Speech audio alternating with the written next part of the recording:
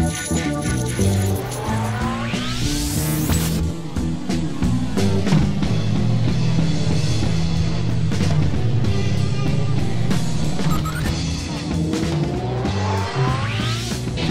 is 94.5 The Arrow, September 24th, Barbra B Mann Performing Arts Hall. Ian Anderson brings his Thick as a Brick tour to town, and Ian joins us on the phone right now. Ian, welcome to the program. Thanks very much indeed. First things first, as a kid, Tull music meant so much to my friends and I. It was always such a treat when you guys would come to town.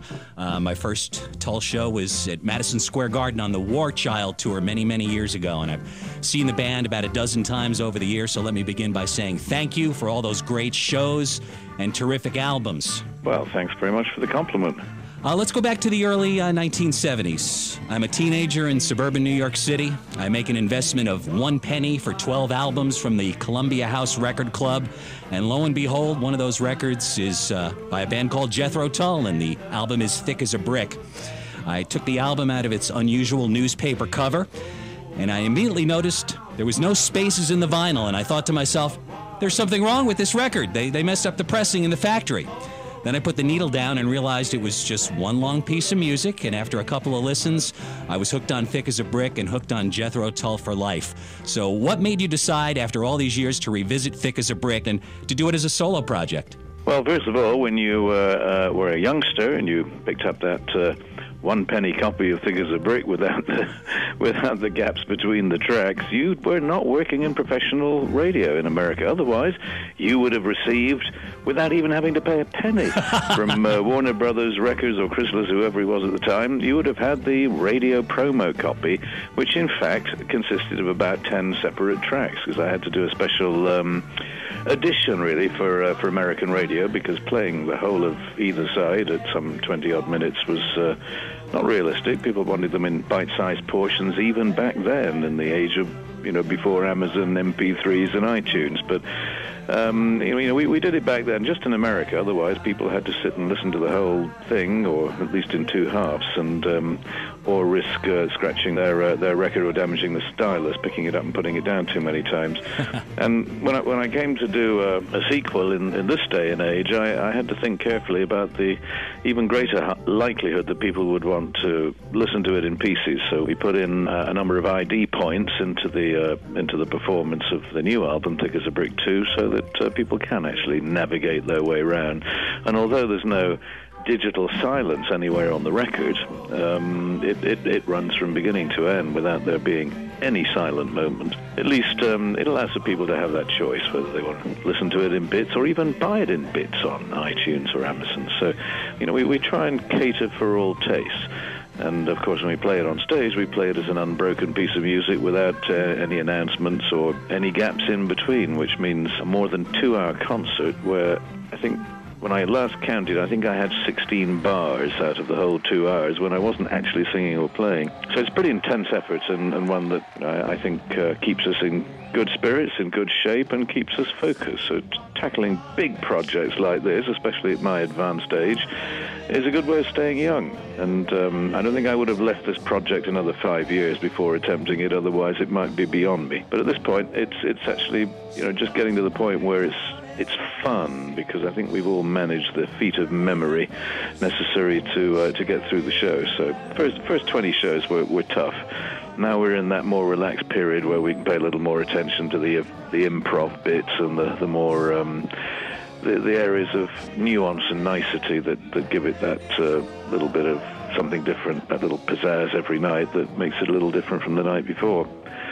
But as to why, after all these years, that I do it, well, having been badgered by fans, media people, record company people, and always said no, I didn't want to go back and revisit in some nostalgic sense a piece of music from 40 years before, it was just the realization that there was a conceptual plan that I could evoke, where we looked at the scenario of some possible outcomes for the young fictitious child poet Gerald Bostock 40 years down the line, and wonder what he might be doing today.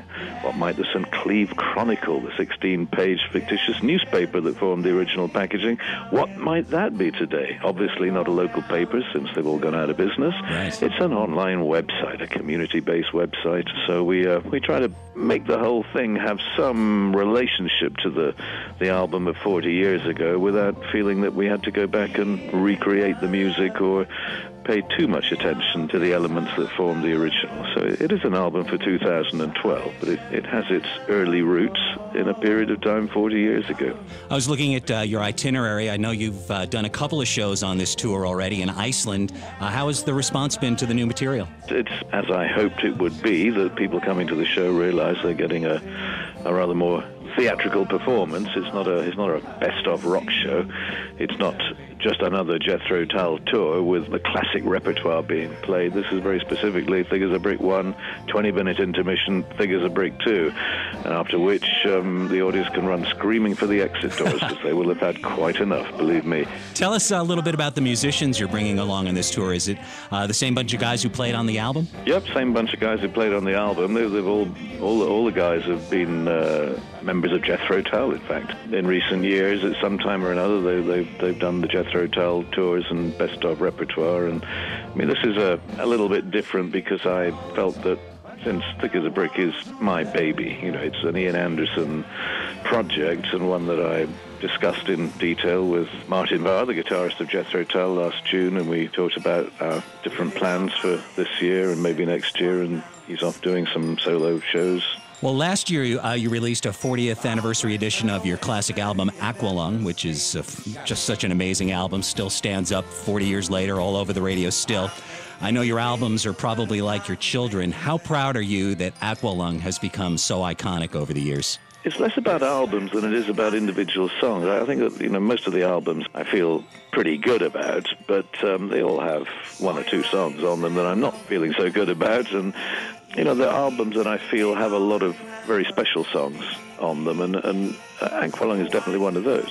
By the time we got to Thick as a Brick in 1972, I mean, I don't think the other guys had much idea where on earth I was going with all of this, and it's a testimony to them that they trusted me to go in that direction without really understanding what the music was about and what the lyrics were about, because in some cases I hadn't actually written the lyrics at the point where we were busily rehearsing the music and even going into the studio to record it. So yeah, it's one of those periods of time around Aqualung and Thick as a Brick which were very much part of my musical maturing, when I started to get more into the songs, confidence in writing and arranging.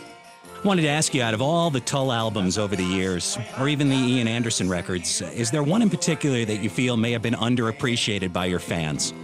In terms of songs, yes. There was an album we did in 1984, which was kind of a bit more of an experiment in what was then the new technology of sequencing and sampling and early, more kind of techno approach to music.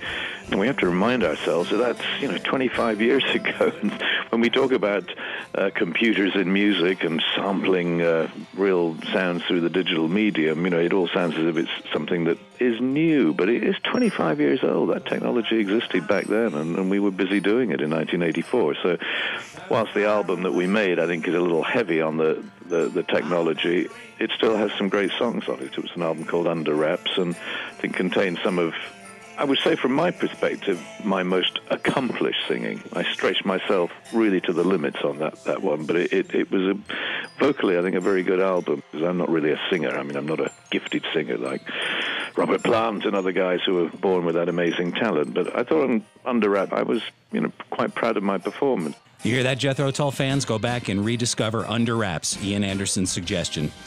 Tull started out as a blues and jazz band primarily. You've delved into hard rock, prog rock, English folk. As you mentioned, you dabbled in electronics in the 80s. You've done classical and world music as a solo artist. What's left?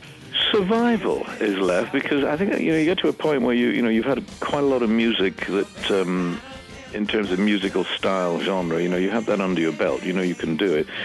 But I think it's about recognizing, on the one hand, as you grow older, that one of the really truly great things about being a musician, I try not to let a day go by when I don't play my instruments, when I don't open my mouth to sing a bit, when I don't actually, sit down and spend an hour or two doing music. I try never to let that happen. It's like riding a bicycle. If you get old and you're wobbling around the bicycle and you fall off, there is a danger that you're not going to get back on it again. So I think you've got to keep pedaling. it might seem to some people a little obsessive, and people think, why doesn't he go fishing or play golf or, do whatever? But there's plenty of time for that when I can't pedal the bike anymore. And right now, I'm much happier being a working musician than thinking of retirement or taking it a little more slowly. Seems to be all the rage these days for quote-unquote classic rock bands to have their music adapted for the stage. Any plans to bring your music to Broadway or London's West End or any sort of theater extravaganza? The worrying thing is that that's the second time in a very short space of interviews that I've been asked that question, which makes me wonder if a recent email that I received just a couple of hours ago from ex-manager Terry Ellis is symptomatic of word having got on the grapevine that he is working on a theatrical musical version of based on some of the characters and elements of the Aqualung album. But it's not something I particularly relish, I have to say. I mean, I think Thick as a Brick is a bit more personal in terms of my having a way I can bring that, albeit using some elements of theatre and audiovisual and the way we do these concerts. It's not just a rock concert, but it's still not Broadway musical stuff. I don't think I'm not cut out for the Broadway or the London stage. The idea of going in through the same stage door into the same little dressing room night after night after night, it fills me with horror. Too familiar, too creepy. I like to get out of town and move on to the next place. Well, we're talking with Ian Anderson. He's coming to Fort Myers September 24th, the Barbra B Mann Performing Arts Hall for the big Thick as a Brick tour. Tickets are still on sale. Ian, I want to thank you for taking the time to talk to the 94.5 The Arrow audience. Good luck on the tour, and we'll see you in September. Indeed you will. Looking forward to it very much. It feels, yes, to be thick as a